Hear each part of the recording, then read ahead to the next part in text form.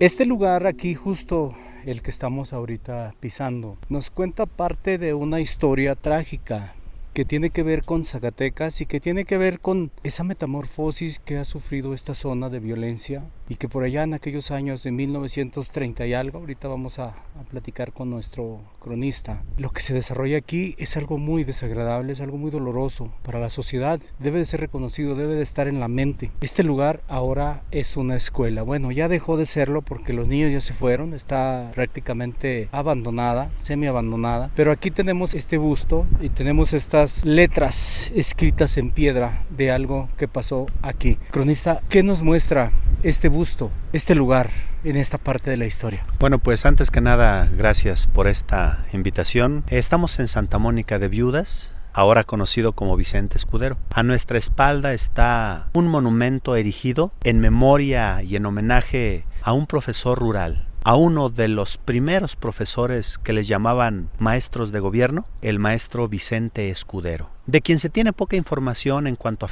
familiares y demás, pero que en la época cruenta de aquella segunda cristera, a lo que le llaman comúnmente, pero que también se conoce como el rescoldo o la segunda cristiada, le toca a él llegar como maestro en 1934. Pero los caldos estaban muy fervientes, candentes. La inconformidad, acababa de pasar la primera guerra cristera entre los seguidores de Cristo Rey y los defensores del gobierno revolucionario. Le tocó a él un gran momento, puesto que él, muy afianzado en su papel como maestro, se atrevió a desafiar y a retar las buenas costumbres, como se decía, las creencias. Y bueno, cuentan por ahí, precisamente de no creo cometer una indiscreción, que por ejemplo don Lupe Pasillas, un señor que nos acaba de platicar algunos datos, nos hablaba que el maestro, él llegó con las ideas revolucionarias, con las ideas del gobierno cardenista y con las ideas de los principios de la revolución. Esa revolución que echó abajo de muchas formas el poder de los hacendados y junto con el poder de los hacendados el poder y la hegemonía de la iglesia. Entonces él llega en ese momento cuando todavía en esta región, que ustedes deben saber, Valparaíso es cuna del movimiento cristero por la vía armada. En 1926 se levantan en armas en Peña Blanca y Viudas, este lugar, es a donde se dirigieron los primeros cristeros, donde aquí estaba, se asegura, Trinidad Castañón, quien encabezó a los cristeros de aquí. Entonces cuando llega el maestro en 1934, en los principios de septiembre, él se encuentra con esa oposición. Él viene a educar de acuerdo a como el presidente había dicho y que se había reformado el artículo 3º constitucional, una educación socialista, una educación científica, una educación sin dogmas. Al llegar aquí se encuentra que la gente, alguna de ellas es militante del movimiento cristero, que defienden a Cristo Rey y que además los valores tradicionales son los que prevalecen. Me contó don Lupe hace un momento que lo que principalmente enojó a la gente fue que el maestro, al momento que llegaba una persona a la escuela, que llegaba y entraba y pedía permiso, pero que llegaba tarde, lo primero, ese es un principio que estableció el maestro, al llegar saludaba y el maestro preguntaba, ¿vive Cristo? Y todos los alumnos contestaban, nunca se le ha visto. Eso inconformó a la gente y le avisaron a Trino Castañón, que era el que andaba de un rancho en otro rancho, pues preparando la segunda cristiada, le avisaron. Todavía se asegura que don Trino Castañón habló con el maestro y le dijo, te perdono la vida, pero vete. Te perdono la vida, desaparécete, vete, no regreses. Y él dijo que no, él venía a educar.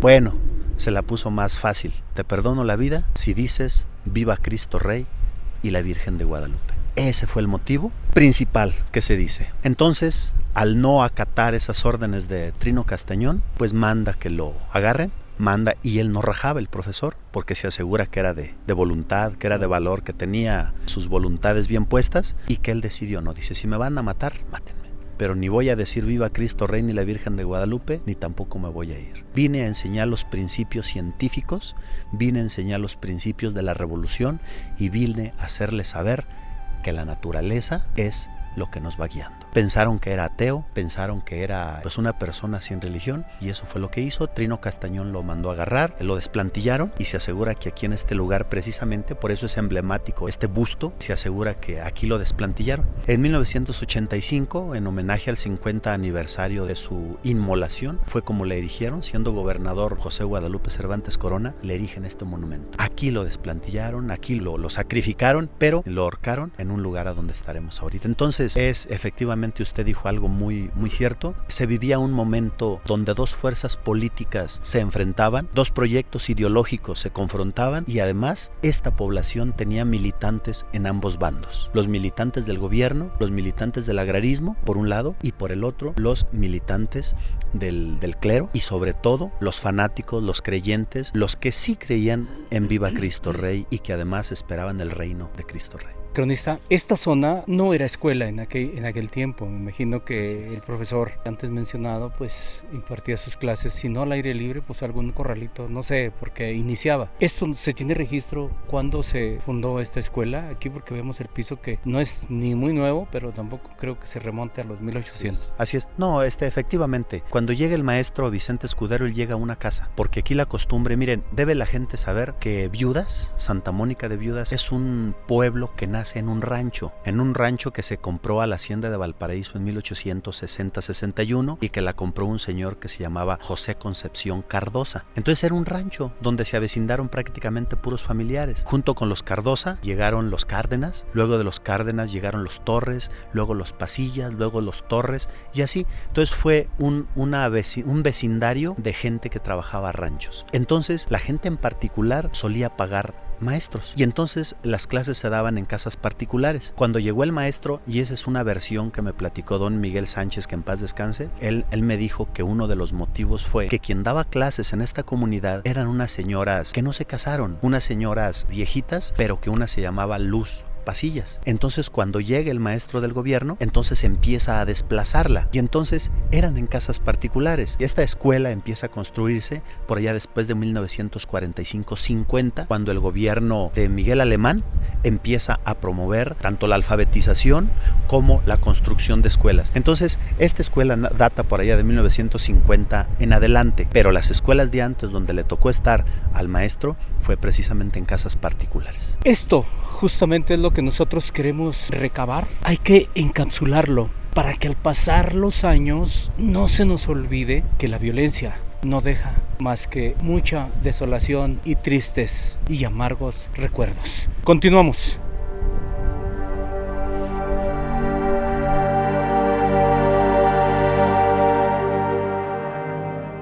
Este lugar que tenemos aquí vibra. Las personas que somos muy sensibles, aquí en este lugar hay una vibración muy importante. Estas rocas, esta posición de los montículos pequeños que hay aquí con estas rocas, y el árbol que nos cuenta lo siguiente. Cronista, aquí el lugar. Pues según la tradición e historia oral de la gente de Viudas, se asegura que en este lugar fue donde ahorcaron al maestro Vicente Escudero. Una persona a quien merece mi respeto y mi recuerdo es don Miguel Sánchez, un habitante originario de Viudas. Él, sabiendo que un servidor soy cronista, me dijo: le invito a que sepa usted dónde ahorcaron y dónde encontramos los restos de Vicente Escudero. Y me trajo aquí. Él fue uno de los protagonistas que hicieron posible que se recuperaran los restos del profesor, y además fue gestor para que de aquí se trasladaran al panteón. Entonces estamos en el lugar donde lo ahorcaron, donde lo colgaron, después de inmolarlo allá en el lugar donde estuvimos hace rato, y donde le pusieron su busto, su monumento.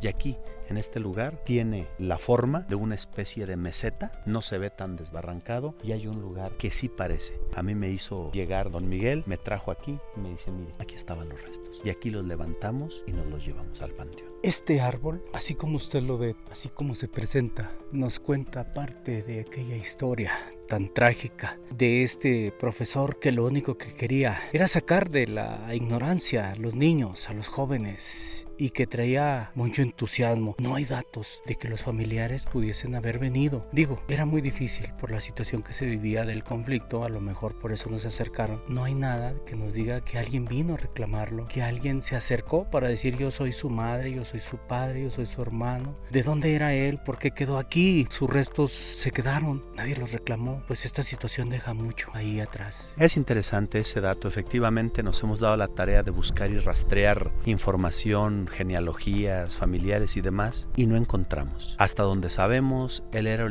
originario de Chapingo. No sabemos si fue huérfano de padre y madre, pero él entró a una escuela como una especie de hospicio, de albergue estudiantil en la Ciudad de México, en la colonia Buenavista. Allí había una casa de estudiantes, un albergue estudiantil, y entonces cuando él estudia las primeras letras, él se mete al ejército, pero ya por el grado de inteligencia, de habilidad que tenía el profesor, era el tiempo en cuando Lázaro Cárdenas comienza a reclutar personas que sabían leer y escribir y podían instruir para mandarlo a este lugar. Encontramos sus datos y su matrícula en esa escuela. Y ahí es donde nosotros sabemos que no tenía 17 años, como dice la leyenda. Él ya tenía cerca de 20 años. Entonces, cuando sucede pues este crimen, este homicidio, inmediatamente se activa toda la región, porque todos los maestros de las comunidades tuvieron miedo, sobre todo los maestros que eran los que les llamaban maestros de gobierno. Tengo un documento por ahí original donde maestros de Mimbres, de Trojes, de Valparaíso y uno de Peña Blanca le mandaron un oficio al presidente de la República, Lázaro Cárdenas,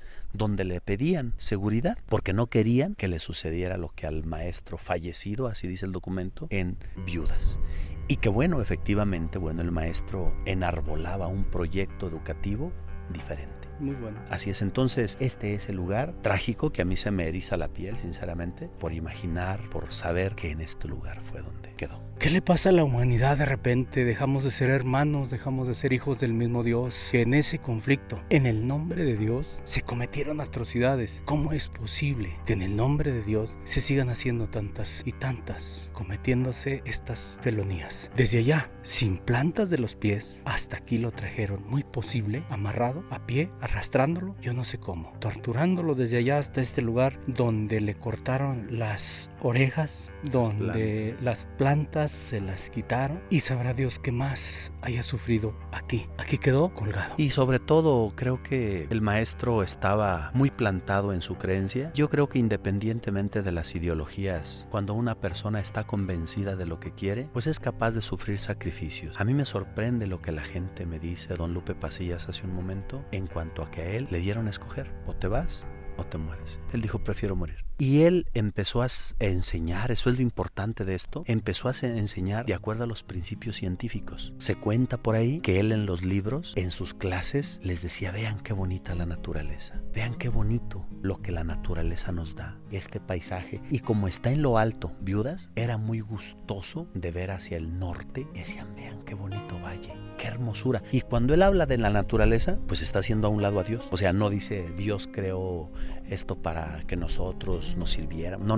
Él dice: vean qué bonitas cosas crea la naturaleza. 1. 2. Él hablaba de la solidaridad de los humanos, porque él se basaba en los principios de una sociedad sin clases. Por eso decían que él era comunista, que era socialista. Cuando van y le dan la razón a Trino Castañón, quien se lo dio fue una señora de nombre Lucita Pasillas. Ella va: Trino, el profesor está diciendo estas cosas y nos dice que cuando lleguemos nos dice que, etcétera, ¿no? Entonces, muy plantado en su idea del conocimiento de la naturaleza, el conocimiento de la humanidad, es decir, de los aspectos humanos, de la solidaridad. Y bueno, él traía un proyecto educativo diferente que rebasaba el fanatismo, porque ustedes saben y todos sabemos que el fanatismo nos dice que lo que existe ya está dicho, que no vale la pena investigar, ni siquiera pensar. Él invitaba a la gente a pensar, a ver, a observar la belleza, y bueno, la gente entendió que él estaba haciendo a un lado a Dios. Mal hecho, porque pues hablar de la naturaleza, pues se habla de su creación,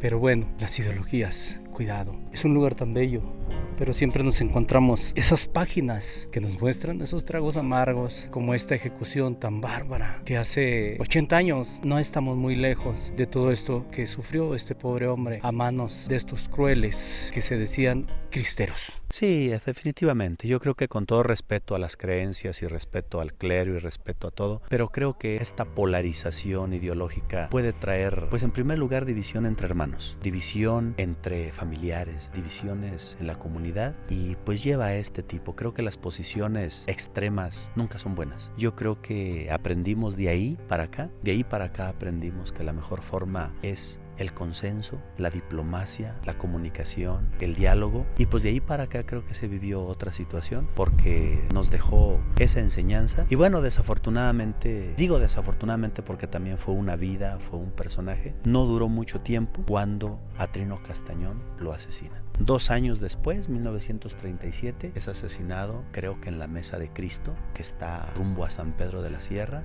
No sé si Dios lo castigó también por haber quitado una vida inocente, que lo único que defendía era la educación científica, una educación humana y una educación de armonía universal. Y por eso decían que era socialista. La educación científica es lo que nos podría sacar del hoyo. Sencillo. Este lugar te vibra. ¿Cuántas cosas aquí? Lamentos, arrepentimientos, no sé, lágrimas, sangre, sudor, de todo.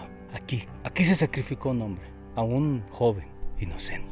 Lo que siguió es que la persona, don Miguel Sánchez, él pues no sé en qué creía, pero creo que tenía un espíritu muy bueno don Miguel, porque él gestionó venir a rescatar los restos y darles una cristiana sepultura, que ahorita veremos ese lugar. Vamos hacia allá.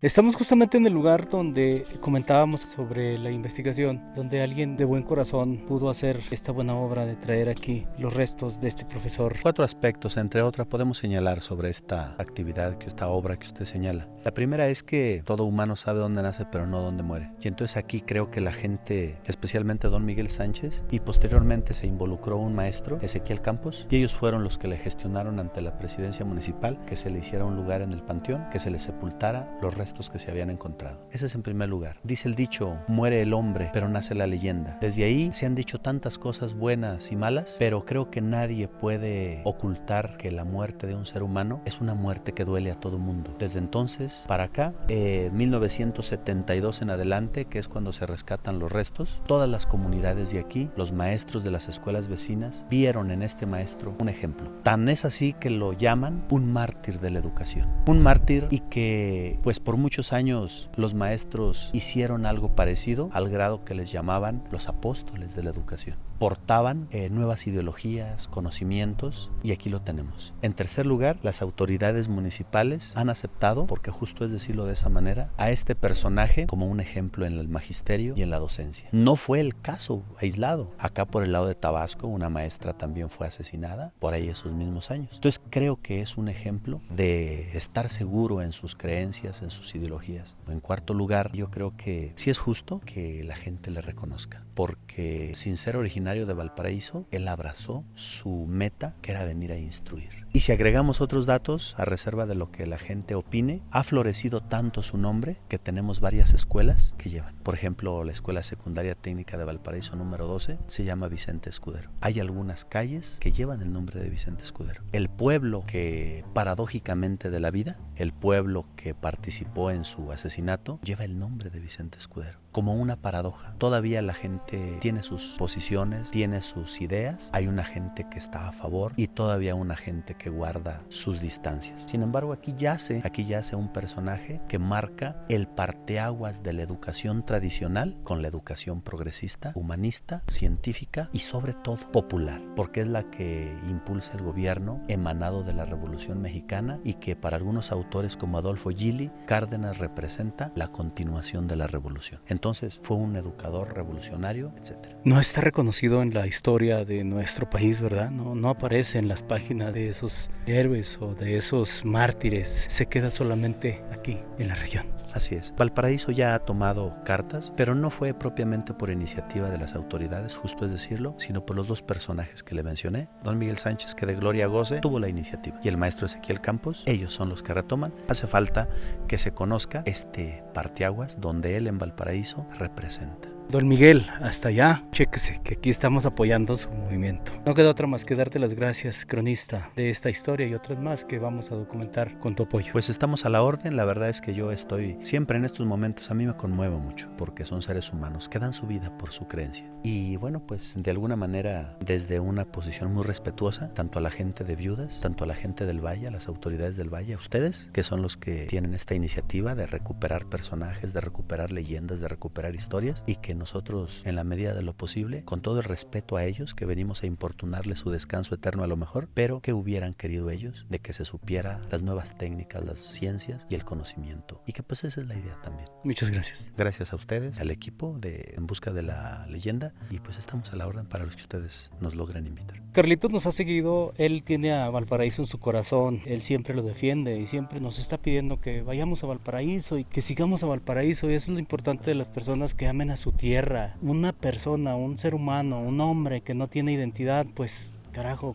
¿quién es? ¿Cómo te puedes amar? Ama tus raíces, ama tu tierra, ama tus árboles, ama tus antepasados. Carlitos. Así es, mi Cheque, muchas gracias por venir aquí a la historia del maestro Vicente Escudero, aquí en Viudas, ahora Vicente Escudero, ¿verdad? Mi esposa es maestra ya de muchos años, entonces ella estuvo dando clases aquí en Lobatos, en Yemoquía del Refugio. Yo vine a verla aquí cuando era mi novia, me decía, no, pues ahora vamos a ir a Viudas, vamos a ir a hacer un homenaje al maestro, y se me hacía muy bonito que vinieran aquí a hacerles su fiesta, a recordar al maestro. Pues me da gusto, maestro, aquí estamos con su permiso suyo y usted es un valparicense. Esta tierra, últimamente, bueno, desde hace mucho, pues yo tenía poco conocimiento por parte de mi madre, que me decía que ella era su mamá originaria de esta zona. Ya siguiendo la genealogía de mis antepasados, resulta que de aquí era mi bisabuelo y mi bisabuela. Aquí en este lugar me involucran estos apellidos Torres, Herrera y otros más. De aquí era mi bisabuelo, mi bisabuela. Estos apellidos pues a mí me suenan porque tomaron parte de esos antepasados que adoro y que me da mucho gusto tener algo que ver con Valparaíso y con esta zona. Yo le digo pariente porque él es Torres, esta zona está llena de torres y caray, me siento tan bien siguiendo estas historias donde vivieron mis bisabuelos, y que bueno, usted tiene recuerdo de lo que pasó aquí, de lo que ha pasado referente al maestro y referente a mis antepasados. Torres, Herrera, ¿cómo se llama usted? Yo me llamo Juan Manuel Torres Sánchez. Ay, Torres Sánchez, adelante. Al profesor le hacían los eventos ahí en La Cejita. Tenía mucha gente. Venía mucha gente a hacer bailables ahí de Zacatecas en esa fecha del 20 de febrero. Sí se recuerda uno del profesor, que en paz descanse, y en gloria esté. Muchísimas gracias, y bueno, quiero mencionarlo, aquí quiero dejarlo. Mi bisabuela era Antonia Herrera Barrientos, mi bisabuelo era Felipe Torres Venegas. Esos son los apellidos que yo traigo.